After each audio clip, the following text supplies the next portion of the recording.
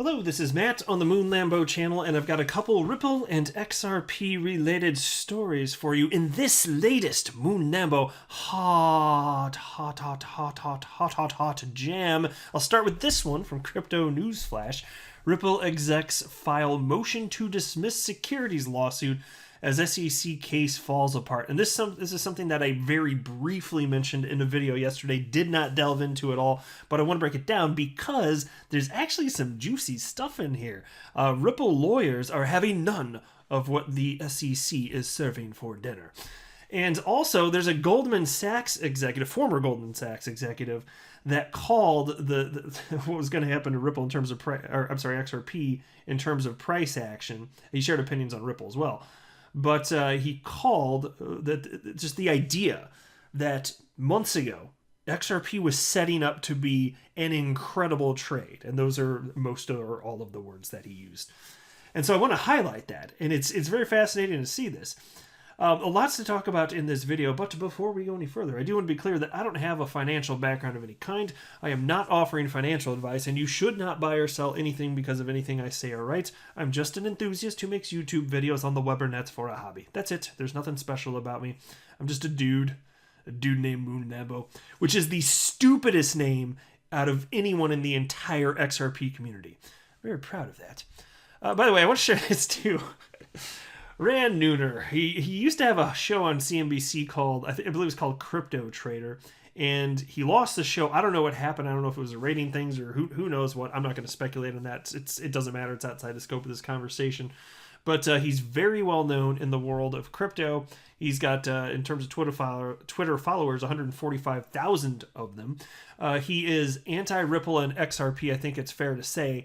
He's just not a fan, but he has, in the past years, acknowledged that XRP does have real utility. So to his credit, because he used to spout off XRP as no utility, it's garbage, it should go to zero. He used to say that. Then he actually met with people at Ripple. He went to their office, and then he walked away from meeting with them and said, yeah, publicly, ever since then, XRP has utility. He still doesn't like it, though. But, look who he's catering to, the Bitcoin maxi troll crowd. That's a ton of them. And so, he doesn't want to ruin his street cred by liking the bankster scam coin, right? That's pretty much what it is. But, and so he said that XRP just months ago, he said XRP is never going to reach 50 cents ever again. And now he's changing his tune. Obviously, XRP's gone above $2. And as far as what's happened with the courts, Rand Neuner now thinks that Ripple's in good position. Take a look at this tweet from April 11th. Having followed the SEC versus Ripple case and the judge's attitude to date, I would suggest the SEC withdraw the case and avoid the embarrassment. So I get what he's saying, and I appreciate that. SEC, they're not going to withdraw the case. They might settle, but they won't withdraw the case because that would be embarrassing. That would admit that they just made a huge mistake. And it doesn't matter really to them the fact that there's a different administration that came in. It's the SEC. They want to save face even though there's a bunch of new people running it now effectively. Rand Neuner also wrote this: right now the SEC is begging Ripple to take a settlement, and I won't be surprised if behind the scenes, especially if the SEC attorneys who are really going at this, if they're just sitting there thinking, oh my gosh, praise the Jesus, we got Gary Gensler coming in, because I wouldn't be surprised in the least if they're like, yes, I just want to settle. I'm tired of making these BS arguments that I do not believe in. I would not be surprised because they're so hypocritical. They're so illogical. It just does not make sense. They've got the Chewbacca defense going on, talking about Wookiees living on Endor. Don't make no damn sense to Moon Lambo.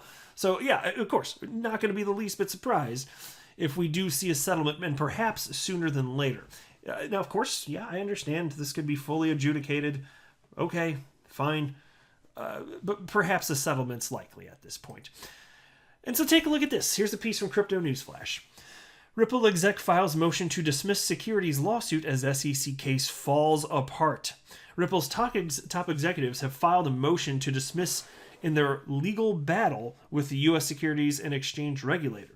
CEO Brad Garlinghouse and Chairman Chris Larson want a New York court to dismiss the case with prejudice as the watchdog fails to prove its accusations. The latest motion comes at a time when a federal judge has dismissed the SEC's bid to have the Ripple executives submit their financial records. Larson and Garlinghouse submitted separate motions to dismiss to the Southern District of New York on April 12th.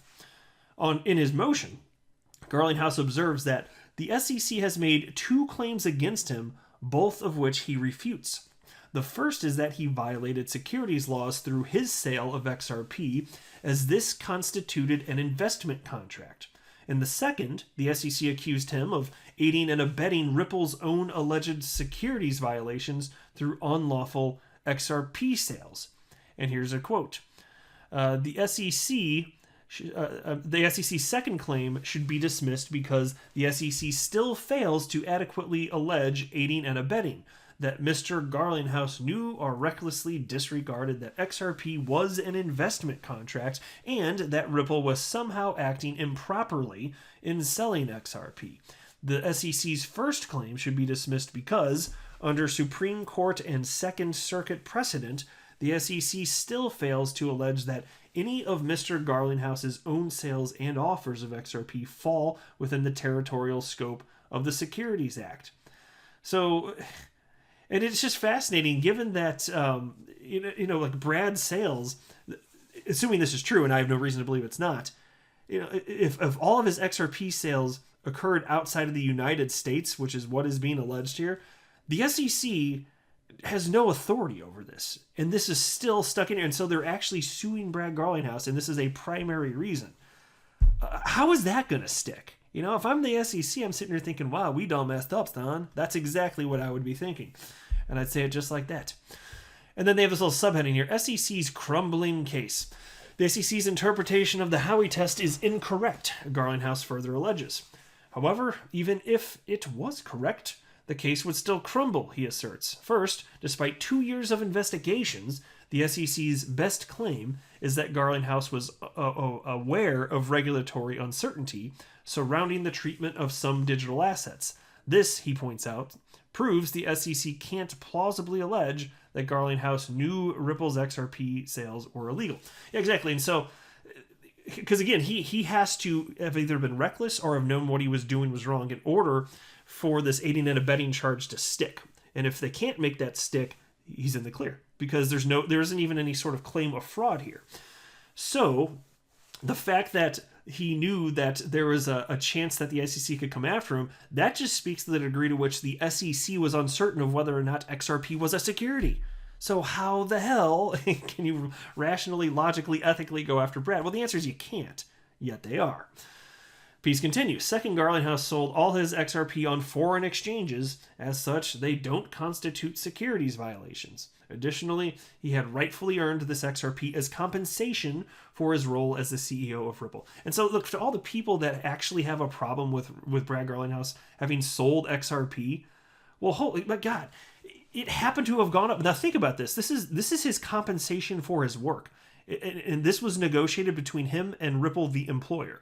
It could have been the case that it was 100% cash, or it could have been less XRP or this or that. But the fact that XRP went up and he didn't know it was going to go up, and then that meant that he had a crazy percentage of his net worth in XRP, like, that's risky. And the fact that he adjusted his risk, which was, that was his compensation, you have no freaking right to come after him and from any sort of moral or ethical perspective and say he shouldn't have done that. Of course he should have. That's his damn money. It's none of your freaking business what he does with it. And so here's a quote. The registration requirements apply only to offers and sales of securities in the United States and do not reach offers and sales made on foreign exchanges. Interesting, is it not? Then the piece continues. The SEC fails to allege that Mr. Garlinghouse's sales of XRP occurred in the United States. Instead, it unsuccessfully tries to point to irrelevant facts in an attempt to sidestep the domesticity requirement the motion claims. A New York judge has ruled that the SEC has until May 14th to respond and file papers opposing the motion to dismiss. Larson and Garlinghouse will then have until June 4th to respond to anything the SEC throws their way. So what do you think the SEC is going to say? I don't know. What type of crap are they going to fabricate? I can't wait to see it and share it with you on the Moon Lambo channel, though. I'll tell you that much, because it's going to be a doozy. Because it's increasingly difficult for the SEC to defend their BS nonsense positions, yet they're trying. And it's so disingenuous, but this is exactly how they are acting. All right, now into this. I think this is where I want to jump in. Raoul Paul. This is the former Goldman Sachs executive. On Twitter, he's very popular. It's safe to say. 447,000 followers. He's the founder and CEO of Real Vision, which is an awesome platform, by the way. They got all sorts of videos, and a lot of them end up on YouTube. But here's something that he tweeted out on December 21st, 2020. This was the day that we found out the SEC was going to sue Ripple, although it wasn't until the following day, the 22nd of December, that the SEC actually did sue. But it broke with this Wall Street Journal piece, which Raoul Paul tweeted out, and then he wrote the following on December 21st. Well, all of you who think XRP is a scam, I have no informed view and no position, but suspect not. This is your chance to shine. Short it if you think they are going down as a S-word coin scam. And so Raoul Paul, up until this point, he really didn't know, and he'd publicly stated this. I think it may not have been until late November or early December that he started looking into XRP himself. He got very curious about it, and a lot of his followers are Bitcoin maximalists, and he got a lot of flack. I'll never forget, there's somebody who wrote something along the lines of, once Raoul Paul publicly stated, mind you, that, hey, interested in XRP, warming up to it. Somebody responded, it takes years to build credibility and 5 minutes to destroy it. And I read that, I was like, okay, you don't know what the hell you're talking about. While you're closed-minded, he's just looking into something and doing research. What the hell functionally is your problem? Stop being an asshat. Just like, don't do that. Don't pull a Jake Layton. And he cited here, he has no reason to suspect XRP is a scam, and it absolutely is not. There aren't even any claims from the SEC that it is. Ripple's the most transparent company in all of crypto and blockchain, period. There is no close second. And so he shared that. And then, this was interesting too, and I made a video about this when I found out. Here's a PDF from Real Vision, his company. And this PDF, it's very thorough. He goes in depth about all sorts of market activity, including what's happening with XRP. And this is from January 20th, 2021. And I'm just going to highlight maybe just one or two sentences. It's around here. So where did I see this thing? Here we go. He just wrote, and he gave a bunch of rationale. It would be too much for this video, but it ultimately came to the conclusion that XRP is, quote, setting up to be a really good trade, end quote. And so the word really is in italics to emphasize that he very much believes that XRP, considering the price it was at on January 20th this year, was going to be a really good trade. He thought it was going to go up, and he ended up being right. And so at that point, I didn't know if he purchased XRP, but now it seems increasingly clear that he did. Take a look at this. So there was a tweet from him November 26, 2020. He wrote, I'm warming to XRP. To be honest, I now have a basic understanding. I don't own it. So he retweeted that on April 12th and wrote the following. So this is the newest tweet on this topic. He wrote, well, XRP is up 350% since that little bomb and plus 36% versus Bitcoin. And I have no strong view on it as a crypto asset, but from a trading perspective, it was one hell of a decent risk reward. No smugness. I'm sure I'll screw something up soon and I have no view on XRP longer term, which is fair enough. And look, I've long said I don't need people to agree with me to be friends with them. Like, I don't need them, and in the world of crypto specifically, I don't need people to like Ripple and or XRP for me to like and or respect them. I don't.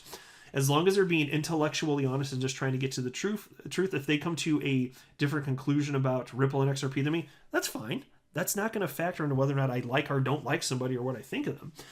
But if there's somebody that's being a troll and is not interested in the truth, and that becomes clear, if they're just being intellectually dishonest, that will have a negative impact on how I feel about them. And those people are not as fun to deal with. They're really not as fun to engage with. If I will engage with them sometimes on Twitter, but that's because I know that there are thousands and thousands of people watching those threads on Twitter, and so people get to see both sides, have have a conversation back and forth. And so I think that the better intellectual argument's always going to win. And so I just let these people display who they really are, and the fact that they don't know anything, let them make their bogus claims, display their lack of knowledge, display their emotional temperament, their maximalism, their ideology, which is completely nonsensical. I say let them all do that. And so when I have a conversation back and forth, either it's because I'm enjoying it with somebody who's being thoughtful and maybe we disagree, or it's a troll, in which case at least people can still get some entertainment out of it. I personally have a little bit less fun with it, because I just want to get to the truth of any matter in life when I'm having a thoughtful discussion, or at least I'm trying to have a thoughtful discussion, and